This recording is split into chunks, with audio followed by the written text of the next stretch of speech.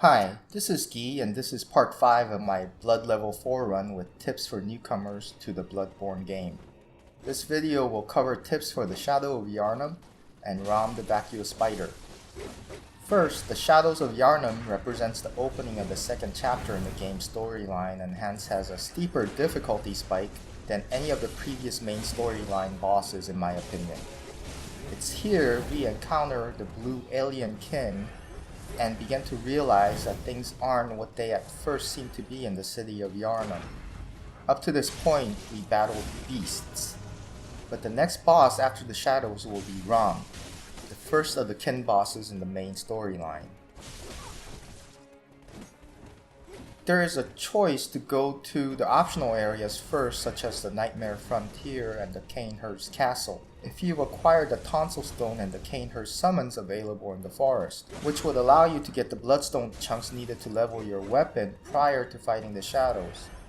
But I wanted to progress further with the main plotline on this playthrough, so I elected to fight the Shadows instead and leave the optional areas for later. First, the Shadow. This fight took me 5 tries, and when I do beat them, my fight was messy and amateurish and showed my mediocre gaming talents. But each of those times I felt confident I would beat them eventually, so I kept on. As a side note, it's interesting to see that From Software made sure to add in pigs before the boss fight to give you blood vials. I believe they fully intended this fight to be a slight spike in difficulty comparatively to the previous boss fights, and that they added the pigs to alleviate the possible frustration of deaths by making vial farming unnecessary to keep trying in this fight. With a normally level character, this fight is in my opinion not so difficult, but for Blood Level 4 runners, this can be one of the more frustrating boss fights in the game due to Blood Level 4 Toon's lack of hit points and the high chance of taking hits due to having 3 enemies attacking you simultaneously. When you first enter the boss arena, the first thing you will notice is again a big wheel of cheese. I use the wall here to block the fireballs from the Mage Shadow while fighting the 2 swordsmen. Unlike the Gascoigne fight, I make wide round circles of the whole arena to lure the fireball shadow away from the other 2 shadows, while the 2 other swordsmen, who are much more aggressive, follow me around. This allows me to get a hit or 2 in at the mage whenever I circle around the arena. Behind the relative safety of the cheese wall, I try to get parries on the katana wielder. I use parries for the iframes, so that while performing the visceral on the katana user, the candle breather has less of a chance to set me on fire.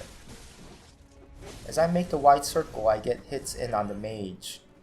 I try to damage the katana user and the mage relatively evenly up to the next phase, though if the opportunity presents itself, I get hits in on the candle breather as well. This is so that I can finish at least 2 of the shadows off as quickly as I can in or around the next phase, and have only 1 shadow left over to deal with. When they are groaning to enter phase 2, do not back off. Try to finish at least either of the mage or the katana user. I usually go for the mage, but most people recommend the katana user to finish off, because he has a rubber banding sword in the last phase that can be extremely annoying. After that, I kill the other shadow with a low health as quickly as I can, and the last shadow should pose little problems, excepting when he conjures the giant snakes, but just don't give him the chance to. Charge set for armor has good fire resistance stats and is available at Old Yharnam. I highly recommend it because in the fight I ended up winning, I think I would have died without the added defense. There are numerous strategies for this fight online, including one using a Shaman's Bone Blade, but I felt it unnecessary to go farm Bone Blades, and just did the best I could with my meager gaming skills. Here's my boss fight with the Shadow of Yharnam.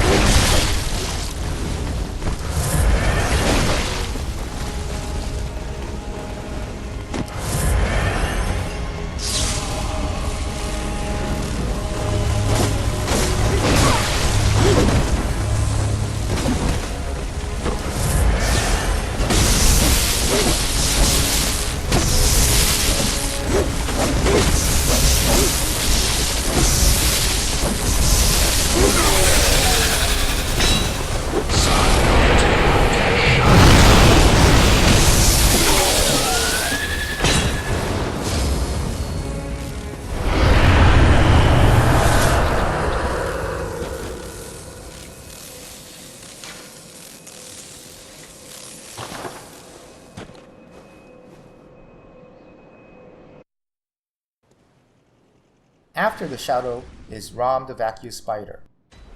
He is one of the most frustrating bosses for new players, due to the numerous minion spiders that surround and protect him.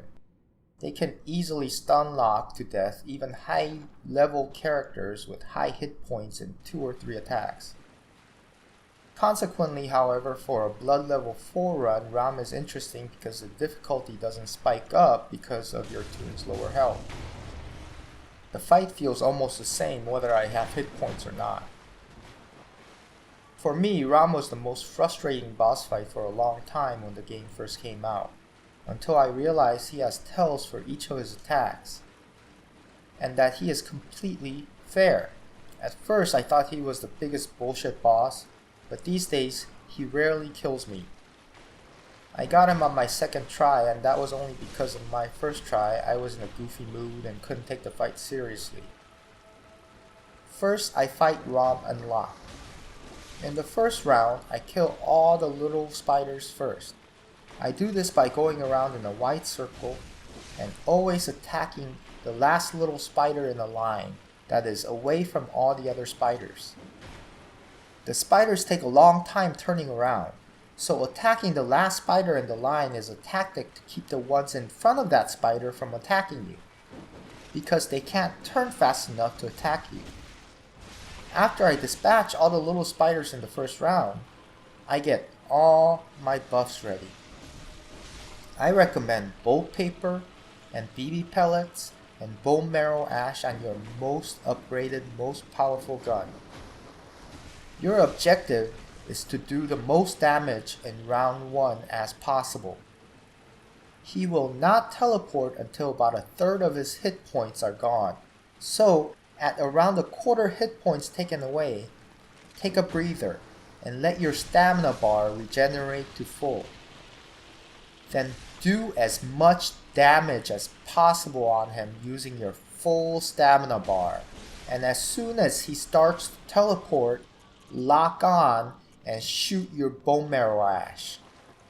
I've heard a bone marrow ash gunshot to Rom's tail can stun him from teleporting, but I cannot confirm this. I just know sometimes a shot from a bone marrow ash gun has stunned him for me, probably 1 out of 4 times, and kept him from teleporting, and then continue immediately to attack him with your weapon. In round 2, as soon as you see him, go toward him, run toward him to close the distance, but watch your stamina. If he does a meteor attack, he will raise his head, and you need to run, and you cannot do that without stamina. In round 2, I usually make wide circles around him in a sort of clover weaving pattern, looking for openings. So I get in close and aggro the little spiders, and I distance myself a little bit to pull those aggro little spiders away from Rom's side. This leaves Rom open for attacks. I occasionally look toward Rom to see if either of his sides are open, getting ready to attack him. This is a patience game. What I do is wait for his meteor attacks, which he telegraphs by raising his head and tail in a U pattern. And if I am at the correct distance, I run toward him. His meteors will still miss. If I have to, I make an arc path, avoiding the little spiders along the way, to time it so that at the end of his meteor strikes, I end up near his open side. This allows me to get 1 or 2 hits in. Do not try for 3 hits. You will take damage or get killed. Even though his head is more immune to damage, I've seen people attack his head with great success. That allows the player to roll out quicker after their attacks, and I think it's a great tactic as well. After attacking, I roll out or run out the distance equivalent to something between 2 or 3 rolls, which allows me to miss his close-up AoE attacks and repeat circling. Heal only when you know you are for sure safe. Alternatively, other people choose to kill the little spiders in every round, but that tactic never seemed to work for me personally. I always seem to get killed by his meteors as I try to kill his little spiders in round 2. Anyways, here's my fight with Rom. Hope you enjoy. Thanks.